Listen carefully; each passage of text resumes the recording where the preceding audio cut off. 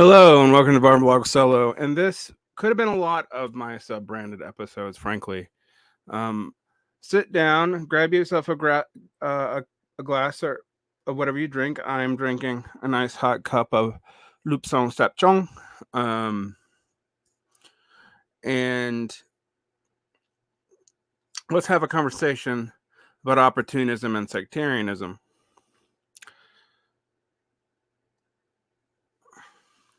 In a recent episode of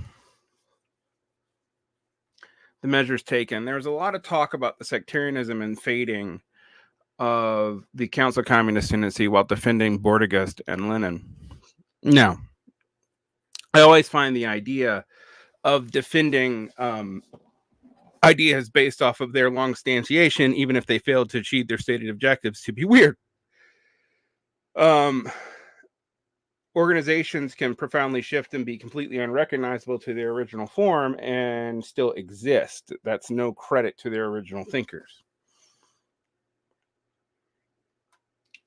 But there is a sense in which there was a kind of sectarianism emerging out of both the Dunce Councilist left and the KAPD in the early 20th century. The question is, where did it emerge from? After all, as the good boys there on the panel said themselves, the 21 points attached to the 1918 Bolshevik program and mandated by the Second Congress of the Comintern itself was sectarian in its aims and organization. And many of the sectarian groupings who were seen as abstentionist, etc., were removed from the Comintern.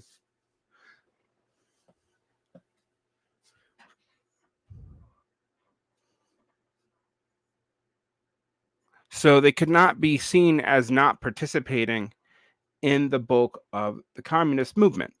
Now, the question of sectarianism, of course, is much larger than the question of left communism. I have been on record as saying that left communism is a category that no longer makes much sense now that there is no Comintern to be the left of and to get kicked out of. Furthermore, you have to differentiate between the left opposition, Zinovievites, Trotskyist, etc., and left communist, council communist, etc., and ultra-leftism in general, which also included syndicalist, etc.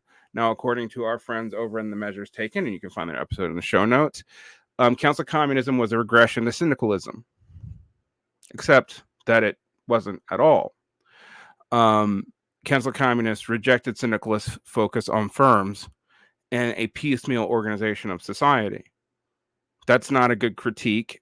It's also a teleological critique, and frankly, a fucking lazy one. Conversely, and relatedly, but seemingly from the opposite direction, a lot of people got very mad at my talk about opportunism in the relationship to electeds in the DSA, Michael Brooks' plan to become a senator, etc. I was not talking about Michael Brooks being self-serving. In fact, I joked with Michael when he was alive multiple times that he was the kind of opportunist we may need, but it didn't change the fact that he was an opportunist, and he would laugh and kind of agree with me. I was not critiquing him for being self-serving. That would imply that Michael was insincere or Machiavellian, and I promise you, I did not see any indication that he was either. I would not have associated with him if he was. My critique was that he had been building a coalition of people who were fundamentally opposed to each other off of a name of a very facile form of left unity, which if he became a senator in the Democratic Party, even an open socialist, one from New York, either at the state level or the federal level, would force him to break open the conflicts in the coalition he had built. And that a lot of people would view this as a kind of betrayal. It would have been necessary for him to do so, structurally necessary for him to do so. All right? Because he could not become a senator from New York and be just oppositionist, which, by the way, is the role prescribed by Marx and at least early Lenin for participation in parliaments and congresses. The critique of opportunism thus rears its head. So both sectarianism and opportunism have been invoked recently, and both are of a parallel nature. Neither, however, can be said to be clearly defined in either case, and I have an issue with their use in both use cases scenarios. So let's go to a source here. Let's look up opportunism on the Marxist Internet Archive Encyclopedia of Marxism.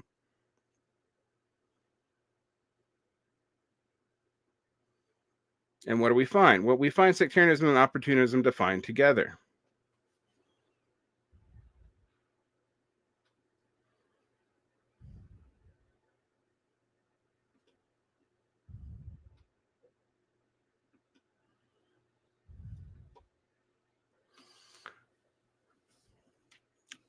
Here's what the definition says. Sectarianism and opportunism are the twin arrows which may befall any organization formed in pursuit of some principle. You will note here this is not limited to communist principle, or to Marxism or Marxist-Leninism or whatever, although sub-definitions will apply, and we'll get to that in a minute.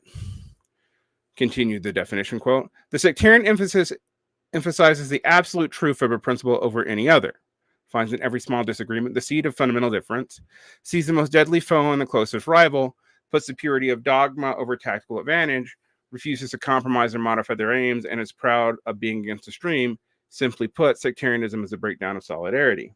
Now, this sounds good, and I think it's broadly based true, but this doesn't actually help you figure out when something is being sectarian. After all, one could easily accuse the 21 points of the Comintern for adopting the 1918 program to be a sectarian move, for it necessitated the split in the internationals and made reconciling to the internationals impossible for a lot of socialist parties, even ones like the US that were on the right side of the Zimmerwald left during the war.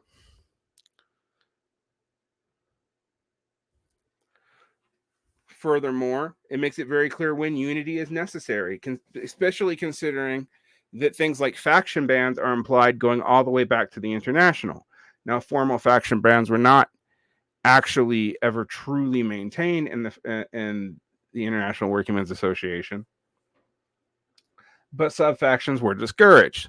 And I find it kind of weird, given that the International Workingmen's Associations were associations of groups and figures from various different groups that were definitely factional and had radically varied goals, from national unity to Proudhonism and mutualist development to Blanquism and a dictatorship of socialists to Marxism, Chartism, etc.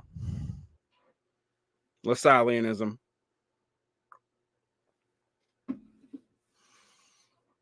So again, was it sectarian for Marx to help destroy that group? It's hard to say.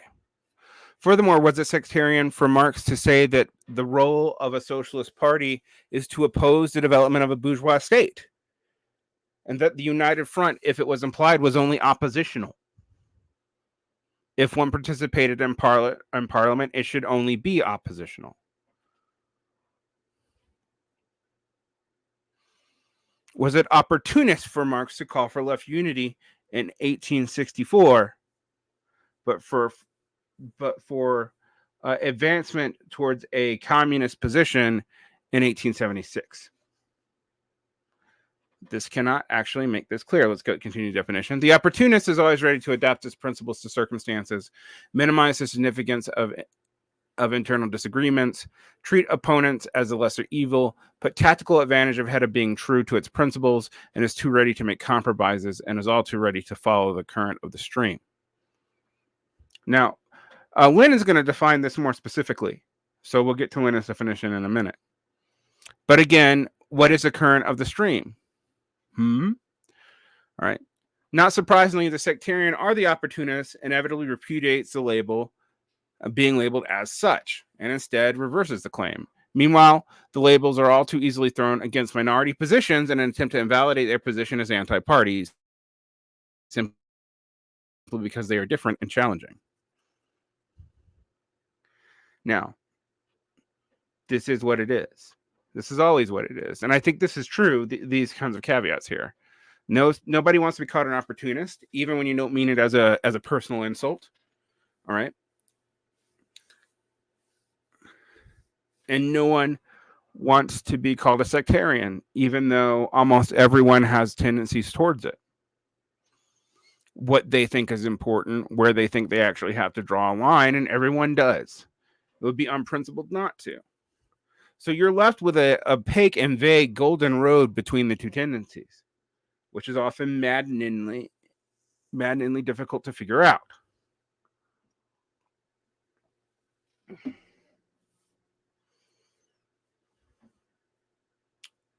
Naturally, the real differences exist within groups and between different organizations. When these are fundamental differences, opposition and conflict is to be expected when common course is attempted. The trouble with sectarianism is that it behaves as if fundamental differences exist when they do not. Well, that's hard to know. And that's from the eye of the beholder, isn't it? While opportunism actively ignores real differences. That's a little bit easier to see. Thus, when the example anarchists and socialists attempt common action, one can expect some areas of conflict. Some confusion arises because the very nature of a communist is to support the working class as a whole, which includes parties, unions, organizations, etc. This was actually not settled until left-wing communism and infantile disorder and Goethe's response to Lenin. This actually broke off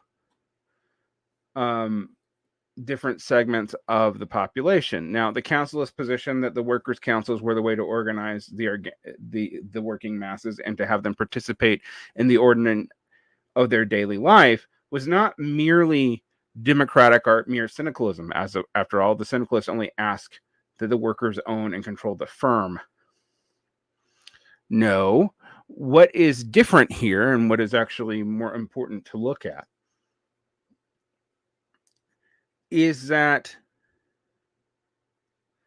the councilists saw the party as being unnecessary, necessarily wedding people in the developed West to bourgeois parliamentarism, which they saw as constantly corrupting a social democratic and communist movement. And they initially thought Lenin was on their side. After all, the nature of the 22 points kicked a lot of those people out. And that's really the beginning of these things.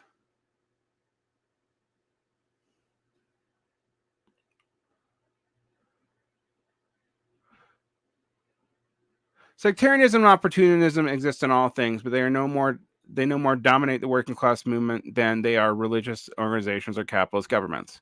That's why this is vague. I mean, this is true. In the United States, for example, the Republican and Democratic parties have been deeply sectarian battles over how to best rule a capitalist government for over 100 years. And while they see one another as fundamentally in opposition, though we clearly know they are not, they do have tolerance to an extent that they recognize the need for another in order for their government to survive. Thus, to eradicate sectarianism is impossible, an attempt we saw in the Soviet Union accomplished with the most brutal results, but to control it within certain boundaries can be a source of great strength. And it ends with a quote from Kautsky. Every doctrinaire fanaticism, every attempt to turn Marxism into an alienable dogma is contrary to Marxist thought. Lukács said the same thing, by the way, which recognizes no absolute truths, but only relative truth. This is not skepticism, which denies the very possibility of absolute perception of the world, but only a recognition of the limitations of our perception. All truths we recognize are not truths in themselves, independent of time and trace, but truths, as far as we are concerned, valid only for us, for our time, for the space in which we live. Every such truth must govern our actions, shall be more advanced perception has exposed and removed a bit of error residing in the previous accepted truth. That is from Marxism and Bolshevism, Democracy and Dictatorship. It also suggests you read Left-Wing Communism, An Infantile Disorder, and Trotsky's What's Next. Now, I did go to the Wikipedia, the source of all common knowledge, to look up opportunism and sectarianism and Marxist theory, and discovered a few things. One, it seems to be a consensus, although an undecided consensus, that Marx had no substantive theory of opportunism. I think that is true. Insofar as he used the term, according to Wikipedia, he meant a mere convenience or expediency used for self-serving motives involving some kind of political, economic, or intellectual trick. I do not think that is true. All right. Marx did sometimes refer to opportunism as personal opportunism, but when he attacked Babel and Liebknecht, when then the Eisenk's group, or later on when the SPD was beginning to give taxes to the Bismarckian government, or participated in a cabinet, the critique was that they were opportunistic, not for their own self-motivated goals, but for a short-term gain of the party against the benefits of the class. So while Marx sometimes used the personal epithet, he also used it to mean a short-term orientation that was collaborationist in nature. Class collaboration is often with Bonapartism, or some other form of nationalism, and funding that government against the workers' interest. Now, Marx also talked about the need to participate in various organs, but also when you needed to break with them. So Marx does not give you a clean notion of when you are being detrimentally sectarian or not. Clearly, also, Marx uses opportunism in two ways. One, to mean someone who is personally enriching themselves, and another, when someone is enriching the party or the organ against the further needs of the class or of communism. Now, what does Lenin say on the matter?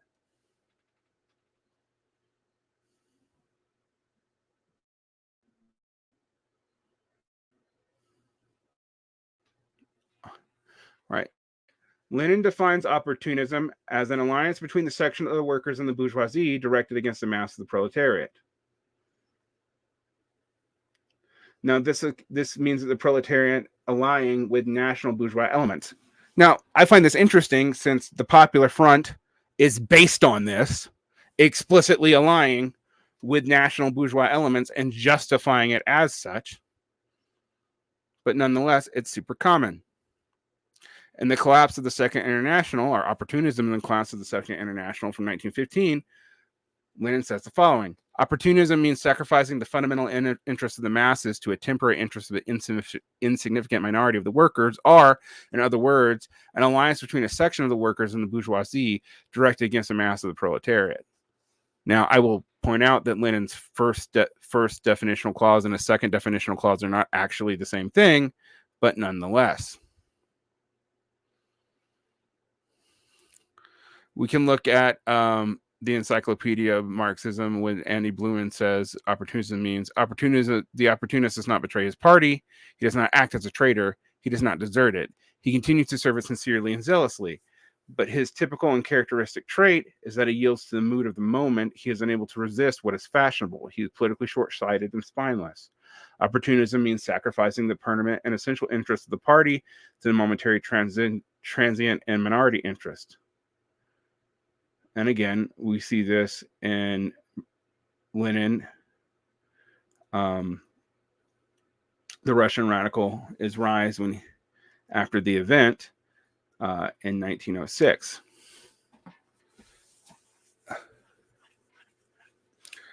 But I like to point this out, that this 1906 and 1917 definitions give us interesting insights into what is going on by opportunism and also thus sectarianism.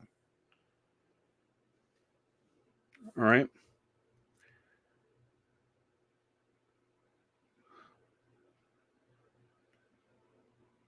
So Lenin talks about opportunism as a betrayal of the interest of the masses to a temporary interest of an insignificant minority of the workers.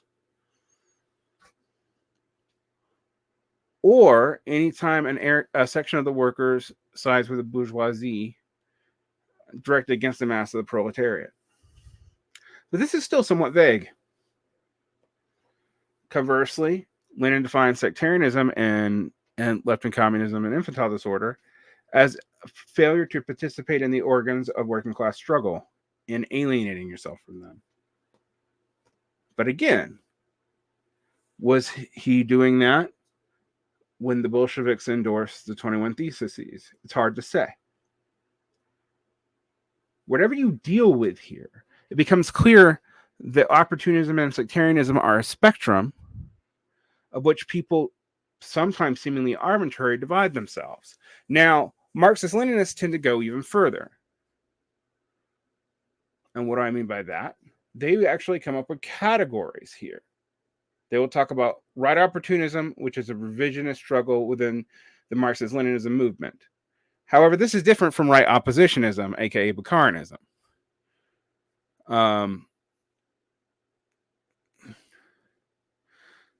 So often, right opportunism was actually aimed at Khrushchev and the USSR for switching goals to incremental and reformism, or taking part of reformism in capitalist governments.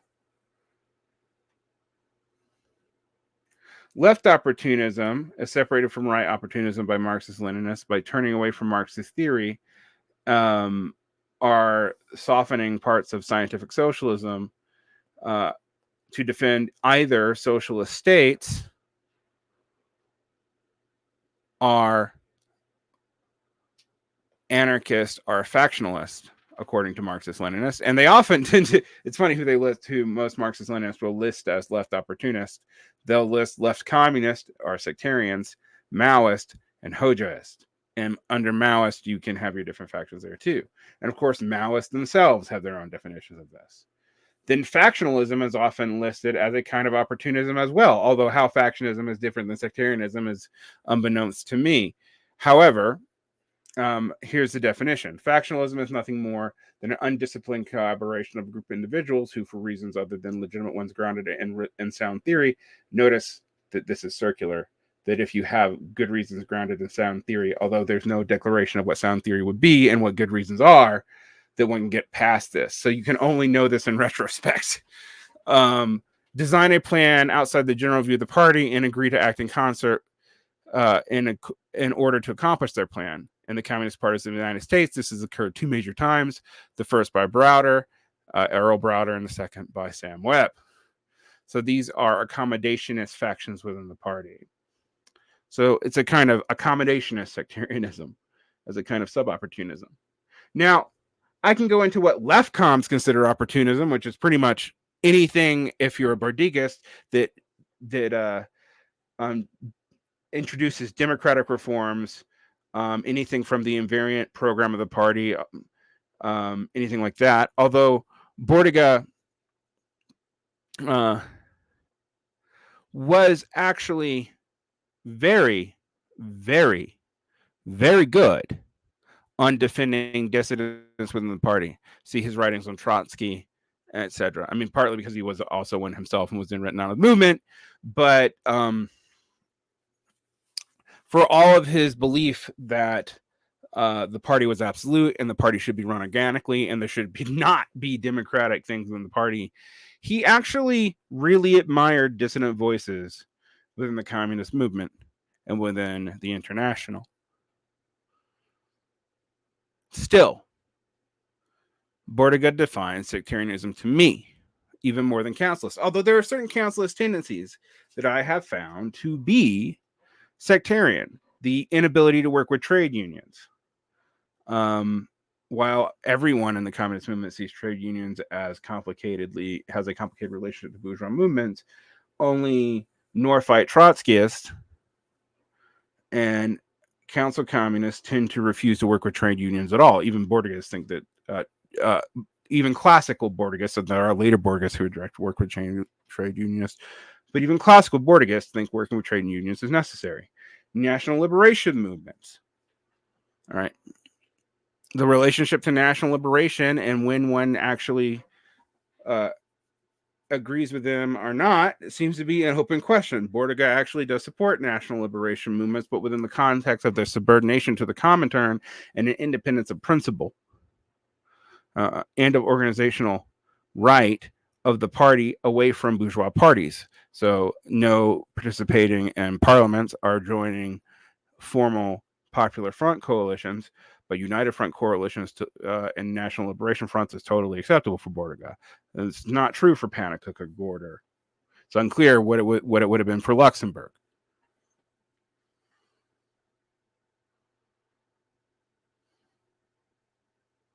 What does this mean for you? Well, you should be careful with these insults. Often people misunderstand them and their history and Marxist writings. They are redefined, particularly once the Soviet Union and the People's Republic of China are at odds. They're redefined in light of the Sino-Soviet conflict. They're redefined in light of sectarian deviations in the 1960s and 70s, both in the developing world, Latin America, etc., and within the New Left. They have been redefined infinitely from Peter Camejo to annoying DSA people today. Right? I'm not necessarily criticizing someone as saying they're utterly reprobate and should be kicked out of the movement from calling them opportunistic or an opportunist. What I'm saying is they're doing things that might subordinate them to a bourgeois party, or they might be breaking up their own coalition by what they'll have to do to maintain their power base. Or they're collaborationists. I still think that those people have a place within both the workers' movement and any communist movement, both separately, as both the workers' movement is larger than any communist movement, and within the communist movement. I also think anarchists, syndicalists, and whatnot should be considered part of the movement too, and that petty squabbles between these groups, while they are important and need to be recognized and addressed, are still of a kind of people who are on the side of working class liberation. And that includes social democrats. My broad definition of who I would consider good communist and socialist colleagues is actually quite broad. But there are many tactics, techniques, and organizational trends that I would oppose and would do so openly, even to friends. And if you have problems with that, perhaps you're the sectarian and the opportunist. Who knows? We haven't established a clear definition yet. With that, like and subscribe. I have a Patreon. You can find a Varn blog on Patreon. We have several levels. More educational stuff is available there. Have a great and wonderful day. Unless, of course, you're a sectarian and opportunist. Then have a midday.